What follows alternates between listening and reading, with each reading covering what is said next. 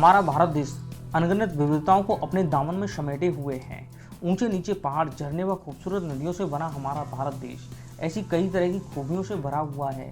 खास तौर पर जब बात नदियों की आती है तो इनका इतिहास भी बहुत प्राचीन माना जाता है।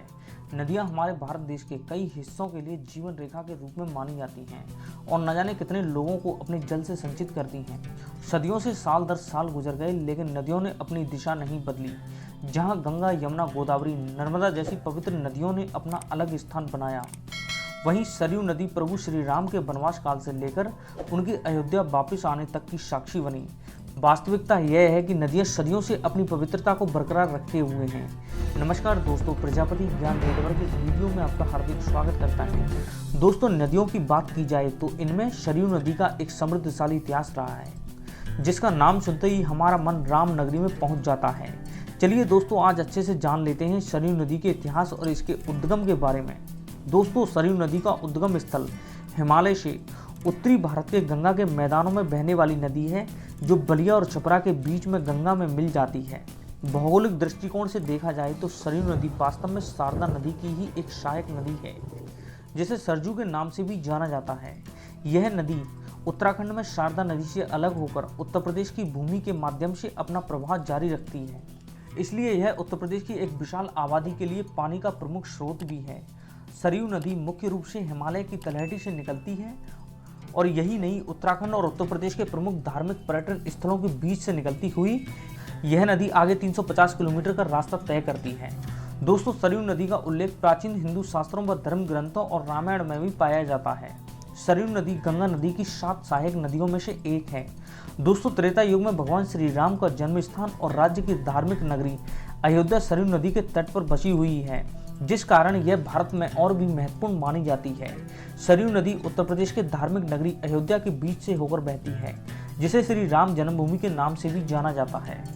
दोस्तों, अयोध्या की भूमि को उपजाऊ बनाने और भगवान श्री राम जन्म का साक्षी बनने में सरयू नदी का महत्वपूर्ण योगदान माना जाता है।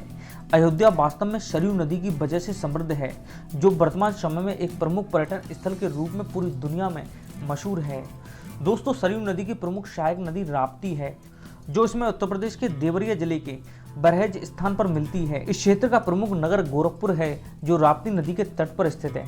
बाराबंकी, बहराम घाट, बहराइच, सीतापुर, गोंडा, फैजाबाद, अयोध्या, टांडा, राजे सुल्तानपुर, दोहरी घाट, बलिया आदि शहर इसी सरयू नदी के तट पर स्थित हैं। सरयू नदी को उत्तराखंड के ऊपरी हिस्से में काली नदी के नाम से जाना जाता है, लेकिन नीचे उतरने के बाद मैदानी इलाकों में इसमें करनाली घाघरा नदी आकर मिलती है। इसके बाद इसका नाम सरयू हो जाता है। दोस्तों, उत्तर प्रदेश के पश्चिमी इलाकों में इसे शारदा भी बोला जाता है। सरयू नदी पर उत्तराखंड में टनकपुर के पास बांध बनाकर शारदा नदी निकाली गई है। यह भारत की सर्वाधिक बड़ी नहर प्रणालियों में से एक है। इसके अलावा कई स्थानों पर फीडर पंपों द्वारा नहरें भी निकाली गई हैं, जिन्हें शारदा सहायक के नाम से जाना जाता है। दोस्तों, वाल्मीकि रामायण के कई प्रसंगों में इस नदी का उल्लेख सुनने को मिलता है, जिसमें बताया जाता है कि ऋषि विश्वामित्र के साथ भगवान श्री राम शिक्षा लेने के लिए अयोध्या नगरी से सरयू नदी के द्वारा नाव में बैठकर गंगा के संगम तक पहुंचे थे, जिसका वर्णन रामायण के बालकांड में भी मिलता है। दोस्तों, वर्तमान समय में इस नदी का जल प्राकृतिक अफवाह से काफी कम हो चुका है, जो अपने प्राकृतिक जलजीवों के लिए भी सुरक्षित नहीं है।